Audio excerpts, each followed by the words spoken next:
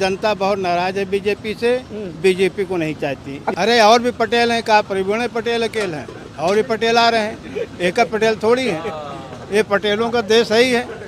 तो कहा है पटेल, एक पटेल बीजेपी में आ गया, सभी पटेल चले जाएंगे। 5 साल हो गया, 10 साल में निजीकरण, लोगों को बेरोजगार, नौकरी नहीं, नवयुवक परेशान है, इसलिए सत्ता परिवर्तन बहुत जरूरी है। इस बार किसको आप फूलपुर की धरती से संसद तक पहुंचाने वाले हैं? अमरनाथ मौर्य फूलपुर की धरती से चलकर संसद तक पहुंचेगा। अमरनाथ मौर्य यानी इंडिया गठबंधन। बजरंगी भैया किसको जिता रहे हैं यहाँ से? मोदी के यानी मोदी के प्रत्याशी को जिता रहे हैं। ये तो कह रहे हैं कि जो तोड़ फोड़ करेगा हम उसको नहीं जिताएंगे। हम मोदी भाई खा रहे ना मोदी के। नमस्कार दोस्तों, मैं हूँ आर के निषाद। बहुत बहुत स्वागत करता हूँ आप सबका दर्शक न्यूज़ 24 में। दोस्तों बता दें कि आज हम भारत की सबसे ऐतिहासिक लोकसभा सीट फूलपुर में मौजूद हैं। दोस्तों बता दें कि फूलपुर लोकसभा सीट वह सीट है जिसने देश को प्रथम प्रधानमंत्री के रूप में पंडित जवाहरलाल नेहरू को दिया था। दोस्तों बता दें कि साल 1951 और 52 में जब भारत को लोकतांत्रिक रूप से पहली बार मतदान करने का अधिकार मिला था, तब इसी धरती से पंडित जवाहरलाल नेहरू साल 1952 में चुनाव लड़कर संसद तक पहुंचे थे, यानी कि प्रधानमंत्री तक पहुंचे थे। दोस्तों बता दें कि साल 1952 के बाद साल 1957, फिर उसके बाद साल 1962 तक लगातार इसी फूलपुर लोकसभा सीट पर पंडित जवाहरलाल नेहरू काबिज रहे।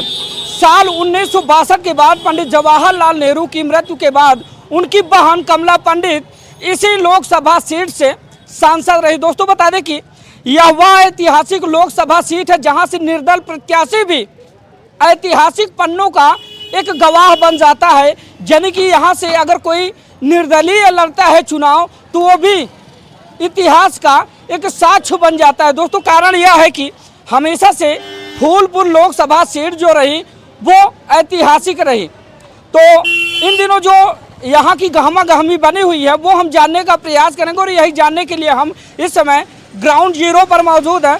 लोगों से बातचीत करने का प्रयास करेंगे कि आने वाले दिनों में जो लोकसभा चुनाव 2024 हो रहा है, तो इस बार लोगों के रुझान क्या है। दोस्तों बताते चले कि पंडित जवाहरलाल नेहरू के बाद यहाँ पर तमाम बड़ी बड़ी हस्तियाँ चुनाव लड़ पाई हैं। किसी को पारंगत मिली, किसी को नहीं मिली। राम मनोहर लोहिया और कांसी राम साहब जैसे यहाँ पर तमाम दिग्गज नेता आए और चुनाव लड़े। कुछ तो सफल हुए और कुछ विफल हुए, लेकिन इतिहास यह है कि इसी लोकसभा सीट से पहली बार देश को पहला प्रधानमंत्री पंडित जवाहरलाल नेहरू के रूप में मिला था। यहाँ पर एक दुकान है चाय की, बहुत सारे बड़े बुजुर्ग बैठे हुए हैं। इन लोगों से बातचीत करने का प्रयास करते हैं, दरअसल जानने का प्रयास करते हैं कि आने वाले दिनों में लोकसभा चुनाव इस बार फूलपुर का कैसा होने वाला है। दोस्तों जितनी भी पार्टियां हैं वो अपनी अपनी दावेदारी ठोकते हुए अपने अपने प्रत्याशियों को रण में उतार चुकी हैं, और प्रत्याशी रण में उतरने के बाद अपनी अपनी तैयारियों में लग चुके हैं। तो आइए लोगों से बातचीत करने का प्रयास करते हैं, जानने का प्रयास करते हैं कि माहौल किसका है। दोस्तों एक बात और बता दें कि यहाँ पर एनडीए यानी कि भारतीय जनता पार्टी के प्रत्याशी हैं, प्रवीण पटेल, जो कि वर्तमान विधायक भी हैं अगर एक प्रकार से देखा जाए। और वहीं पर इंडिया गठबंधन की अगर बात करें तो इंडिया गठबंधन से अमरनाथ मौर्य को मैदान में उतारा गया है। तो आइए लोगों से माहौल समझने का प्रयास करते हैं कि दरअसल क्या है चुनावी माहौल इस बार फूलपुर लोकसभा सीट का। दादा क्या नाम हुआ? श्री राम। लोकसभा चुनाव 2024 इस बार बेहद रोमांचकारी होने वाला है। तो इस बार फूलपुर की जो ऐतिहासिक सीट है किसको यहाँ से संसद तक पहुँचाने वाली है? अरे भाई क्या नाम बताया? अमरनाथ मौर्य, प्रवीण पटेल। अमरनाथ मौर्य वो समाजवादी पार्टी के प्रत्याशी हैं। प्रवीण पटेल नहीं जीत रहे हैं। अब प्रवीण पटेल को मिला ही नहीं है अभी। प्रवीण पटेल को मिला है, भारतीय जनता पार्टी से है वो। भारतीय जनता पार्टी से? हाँ प्रवीण पटेल है। हमको नहीं पता है भाई, जब सिर्फ अमरनाथ मौर्य को जानते हैं। हमको नहीं पता है। अच्छा। आज मैंने पेपर में पढ़ा हूँ, राम से मौर्य को मिला है, अमरनाथ मौर्य को मिला है। चलिए ठीक है, लोगों के अपने अपने मत है, लोगों के अपने अपने विचार हैं, क्योंकि इसीलिए कहा जाता है कि लोकतंत्र का ये सबसे बड़ा महापर्व होता है जब लोगों को पूरी अभिव्यक्ति की आज़ादी के साथ अपने अपने मत का प्रयोग करने का अधिकार मिलता है। क्या नाम हुआ चाचा? रामजी मिश्रा। ये बताइए इस बार इस लोकतंत्र के महापर्व में कौन सा वह शख्स है जो फूलपुर में डुबकी लगा के संसद तक पहुंचेगा? इसके बारे में हमको कुछ ज्यादा नॉलेज नहीं है। अरे कुछ तो रुझान समझ में आ रहा होगा, लोग बाग बातचीत करते होंगे। मौर्य जो इन्होंने कहा है वैसे ही ठीक। अच्छा, इंडिया गठबंधन, चलिए ठीक है, बने रहिए हमारे साथ खबरों में और लोगों से बातचीत करते हैं। इधर आ जाइए, इधर आ जाइए। क्या नाम हुआ सर? सुरेश चंद्र हरवाल जी। इस बार फूलपुर लोकसभा सीट से कौन सा प्रत्याशी है जो फूलपुर की धरती से चलकर संसद तक पहुंचेगा? इस समय ये जो मौर्य प्रत्याशी है हाँ। ये संसद तक पहुंचेगा, हाँ। क्योंकि सत्ता परिवर्तन बहुत जरूरी है। हाँ। क्योंकि जनता का जेब का पैसा खाली कर दिया। हम बैठ सकते हैं? अच्छा अच्छा, आप बैठिए। हाँ ठीक ठीक, बैठिए। इतना टैक्सेस जनता के ऊपर लाद दिया हाँ। कि जनता एकदम इनर्ट है। वो नहीं चाहती कि सत्ता फिर आए। 5 साल हो गया, 10 साल में निजीकरण, लोगों को बेरोजगार, नौकरी नहीं, नवयुवक परेशान है। इसलिए सत्ता परिवर्तन बहुत जरूरी है। अगर सत्ता परिवर्तन नहीं होता तो फिर लोगों को आमदनी घट जाएगी, बेरोजगारी बढ़ जाएगी, नौकरों को रोजगार नहीं मिलेगा और निजीकरण बढ़ जाएगा तो जनता तराह तराह कर जाएगी। इसलिए सत्ता परिवर्तन बहुत जरूरी है। सरकार को अगर देखा जाए, सरकार तमाम योजनाएं भी तो निकाले, यानी कि देश के युवा को स्वावलंबी बनाने के लिए, आत्मनिर्भर बनाने के लिए तमाम सरकार काम कर रही है। ऐसे में कुछ लोन भी सरकार मुहैया करा रही है कि कोई भी युवा आसानी से लोन लेके आत्मनिर्भर बने। किसको मिलता है? बड़े बड़े कैपिटलिस्टों को मिलता है, छोटे छोटे लोगों को बिना घूस दिए लोन नहीं मिलता। चक्कर बैंकों को लगाता है और लगाने के बाद बैंक मैनेजर से बात करता है। सरकार इस बात को जानती है कि जब तक घूस नहीं देगा मैनेजर को तब तक नहीं देगा, चाहे कोई भी अथॉरिटी हो, पैसा नहीं देगा। ग्राउंड पर अगर देखा जाए तो सरकार की तमाम ऐसी जन कल्याणकारी योजनाएं हैं जो आम लोगों को लाभान्वित कर रही हैं। 5 किलो राशन से लेकर उज्ज्वला गैस से होते हुए किसान समृद्धि योजना तक आप देख लीजिए, बहुत सारी योजनाएं हैं जिससे आम जनता सीधा लाभान्वित हो रही। तो क्या ये मुद्दे इस बार काम आने वाले नहीं है? बिल्कुल नहीं। किसान योजना का लाभ मिलता, 700 किसान न मारे जाते, इतना आंदोलन न होता। आज जनता नहीं चाहती कि फिर ये सत्ता में आए। परिवर्तन बहुत जरूरी है। परिवर्तन के जो मुख्य कारण है मोटा मोटा वो आप बता दीजिए। भाई बेरोजगारी है। हाँ, लोगों को, नवयुवकों को रोजगार नहीं मिल रहा है। पढ़े लिखे अच्छे लोग रोड पे टहल रहे हैं। खाली रोड से काम नहीं चलेगा। विद्यालयों में, कॉन्वेंट में साधारण बच्चे नहीं पढ़ सकते। इतनी फीस ज़्यादा हाई हो गई कि प्राइमरी स्कूल में जाते नहीं, कॉन्वेंट में पढ़ नहीं सकते। उनके बच्चे एकदम समझ अशिक्षित हो जाएंगे। हालांकि अगर फूलपुर लोकसभा की बात की जाए तो कभी जातिगत जनगणना हुई नहीं, लेकिन राजनैतिक आंकड़े बताते हैं कि यहाँ पर 2.5 लाख कम से कम पटेल हैं और उसके बाद 2.5 लाख की संख्या में यादव हैं और इसी तरह 1 लाख की संख्या में ब्राह्मण और तमाम लोग हैं। तो इस बार समीकरण क्या बन रहा है? समीकरण होते हुए भी जनता बहुत नाराज है बीजेपी से। बीजेपी को नहीं चाहती। आखिर भारतीय जनता पार्टी ने प्रवीण पटेल को प्रत्याशी के रूप में उतारा है तो कुछ सोच समझ कर तो उतारा होगा। अरे और भी पटेल हैं, कहा प्रवीण पटेल अकेले हैं, और भी पटेल आ रहे हैं। एक पटेल थोड़ी है, ये पटेलों का देश ही है। तो कहा है पटेल, एक पटेल बीजेपी में आ गया, सभी पटेल चले जाएंगे। हाँ, हर पटेलों में विचारधारा है। केसरी देवी पटेल जी को आप लोगों ने पसंद नहीं किया? पसंद का टिकट नहीं मिला कि पसंद नहीं किया। उस बार पसंद नहीं की गई। पसंद किया, इस बार नहीं पसंद कर रहे हैं। कोई जोड़े को वो पटेल अगर बीजेपी में है तो उनका कोई भी आदमी पा जाए उसको दिया जाएगा। ऐसा कोई जो ही नहीं। कोई पटेल का प्रभुत्व थोड़ी है। आदमी समीकरण बदलना चाहता है। चर्चा का मूड है परिवर्तन मेन सत्ता परिवर्तन। चलिए ठीक है।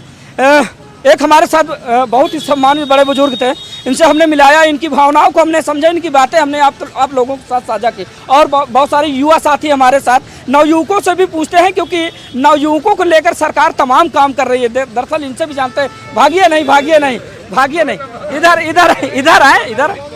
भैया आप बताएं, आपके क्या विचार हैं इस बार? किसको आप फूलपुर की धरती से संसद तक पहुंचाने वाले हैं? अमरनाथ मौर्य। क्या खूबियां देखी अमरनाथ मौर्य को? लोग बात कहते हैं कि पहली बार नया चेहरा है। लेकिन जो पुराने थे, वो पुराने सांसद थे, उन्होंने काम नहीं किए ज़्यादा। और क्षेत्र में सांसद वही थी केसरी देवी पटेल। हाँ, और क्षेत्र में ज़्यादा टहलते नहीं थे। अच्छा। हाँ, लोगों के बीच में आना नहीं समझा, इसलिए लोग नाराज भी हैं। अच्छा, क्या अमरनाथ मौर्य से आपको उम्मीदें हैं कि वो लोगों के बीच में आएंगे? अरे उम्मीदें क्यों नहीं है भाई, जब जीतेंगे तब उसके बाद देखा जाएगा। इनका तो 10 साल देखा गया, 10 साल में नहीं आए तो लोग इससे इनके खिलाफ हो गए। तो आप अमरनाथ मौर्य के चेहरे को देखते हुए वोट करने वाले हैं या फिर पार्टी को देखते हुए वोट करने वाले हैं? नहीं, अमरनाथ चेहरा भी है, पार्टी भी है। अमरनाथ पुराने कार्यकर्ता भी है और लगे हैं। शहर काफी पश्चिमी, अच्छे से जानते पहचानते हैं। हाँ, शहर पश्चिमी हैं। क्या नाम हुआ छोटू? अशोक। अशोक बाबू, इस बार किसको फूलपुर की धरती से संसद तक भेजेंगे? अब क्या निजी विचार है, इसमें किसी का कोई दबाव नहीं है, ये आपके निजी विचार है। कैसे बता दें आपको? सपा है, बीएसपी है, बीजेपी है, कांग्रेस है, कुछ भी। कोनो आदमी बोले कोनो खराब क्या मतलब आप? बिल्कुल खराब क्यों लगेगा भाई, आप बोलेंगे। चलिए और लोग हैं इधर, आइए इधर चलते हैं हमारे साथ, क्योंकि ये नवयुवक है, ये मजाक में ले लेते होंगे तो हम बड़े बुजुर्गों से बातचीत करेंगे। हाँ बिल्कुल आएंगे, आप सबसे बातचीत करेंगे। क्या नाम हुआ आपका? जगन्नाथ केसरवानी जी भैया, किसको इस बार अपनी छत्र छाया में भेज रहे हैं संसद तक? अब देखिए, अब जो विकास करेगा उसी को वोट दिया जाएगा। जो हमारे हित की बात करेगा वही को देश पे करेंगे। राज करेगा। बिल्कुल। तो कौन सा वह शख्स है जो आपके विकास के बारे में सोचेगा? अब जो विकास कर रहा है उसी के बारे में सोचा वही जाएगा। चीज तो हम जानना चाहते हैं, हमें तो पता नहीं है। नहीं, आप पता काहे बताइए, नहीं तभी है, जानेंगे। पता काहे नहीं है। तो आप बताइए ना। नहीं, इतना विकास हो रहा है तो कौन सी पार्टी कर रही है? बीजेपी कर रही है। बीजेपी? तो ऐसा बताइए ना, सीधा बताइए कि बीजेपी का प्रत्याशी प्रवीण पटेल को हम संसद तक। हाँ, उसको ये चलिए, आपकी क्या राय है सर? हाँ सर, विकास हो रहा है, बस इन्हीं को चुनना है फिर से। प्रवीण पटेल हाँ सर, बढ़िया है, बिल्कुल बढ़िया है सर। इतना डिवाइडर जगह जगह बन गया कि इतने एक्सीडेंट रुक रहे हैं, इतने एक्सीडेंट रुक रहे तो पर महीना 2000 एक्सीडेंट होते कम से कम। हर जगह, हर देश में हम घूमते रहते हैं, हर जगह घूमते रहते हैं, हर जगह हम देख रहे हैं। क्या कहना है आपका? देखिए, यहाँ हर एक आदमी माइंड अपने अपने पार्टी के अनुसार बात करता है। बिल्कुल है कि नहीं? बिल्कुल। वो तो बोलेगा ही। हाँ। लेकिन ज़्यादा संख्या में, बहुल संख्या में हाँ। इस पार्टी से लोग दूसरी पार्टी को चाहते हैं। नाराज है? नहीं, नाराजगी ऐसी कोई नहीं है। नाराजगी ऐसी कोई नहीं है कि इस पार्टी से सब लोग नाराज हैं। नाराज होने का कारण भी उन्होंने अभी थोड़ी देर पहले बताया, महंगाई, रोजगार, बेरोजगारी। महंगाई किस समय नहीं रही है। पहले 200 रुपये लेबर मिलते थे, 10 रुपये लेबर मिलते थे, उसमें 2 रुपये किलो था। आज 400 रुपये में लेबर मिल रहे हैं, 40 रुपये किलो, 150 रुपये दाल है। यानी कि महंगाई बढ़ी है तो मजदूरी भी बढ़ी है। मजदूरी भी बढ़ी है। चलिए ठीक है, लोगों के अपने अपने विचार हैं। क्या नाम हुआ बेटा? मोहम्मद समीम रजा। मोहम्मद बेटा, किसको इस बार भेज रहे हैं यहाँ से फूलपुर से संसद तक? आपकी कांग्रेस। कांग्रेस यानी गठबंधन के प्रत्याशी, इंडिया गठबंधन के प्रत्याशी, गठबंधन है ना?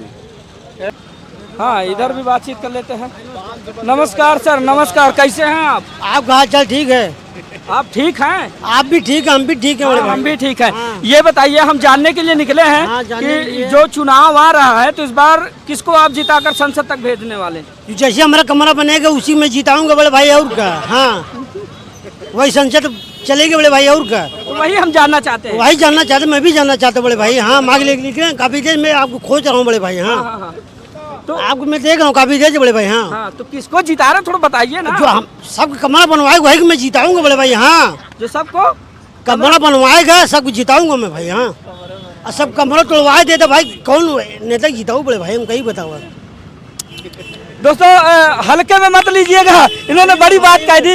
इनका कहना यह है कि जो कमरा तोड़वा रहा है उसको नहीं, जो कमरा बनवाएगा उसको जिताएंगे। ये क्या बात है, क्या बात है। तो कुल मिला के जो तोड़ फोड़ चल रही है आप उससे नाराज हैं? नाराज हैं बड़े भाई, बिल्कुल नाराज हैं। और का तो किसको जिताने वाले हैं? जो कमरा बनाएगा। यानी इनके कहने का मतलब ये है कि इंडिया गठबंधन के प्रत्याशी अमरनाथ मौर्य, सीधा सुन लीजिए। हाँ, आपके क्या राय है? भैया जो सब सही है, निजी विचार अपने रखिए। बीजेपी सही है। बीजेपी सही है। बीजेपी का कौन नहीं जीती? हाँ, कोई नहीं जीते। अच्छा माहौल है। हाँ, प्रवीण पटेल को जिता रहे हैं। हाँ, जीत जाएगा, है ना? गारंटी है। चलिए आगे चलते हैं। ये एक साइकिल सवार है। क्या नाम हुआ आपका?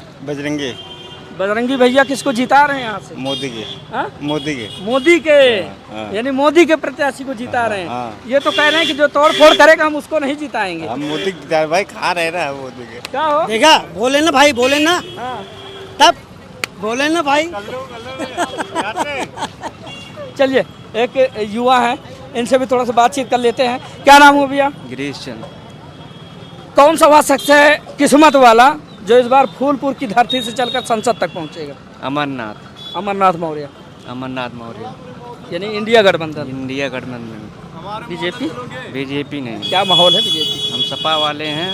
सपा वाले हैं, सपा को वोट लेकिन लोग देंगे। बाग तो कहते हैं कि सपा का माहौल बड़ा गड़बड़ है इस बार। गड़बड़ हो या ना हो, हम लोग सपा को वोट देते आए हैं, देंगे उन्हीं को। भरोसा है चाहे कि जीते चाहे ना जीते। आपको अपने प्रत्याशी पर भरोसा है?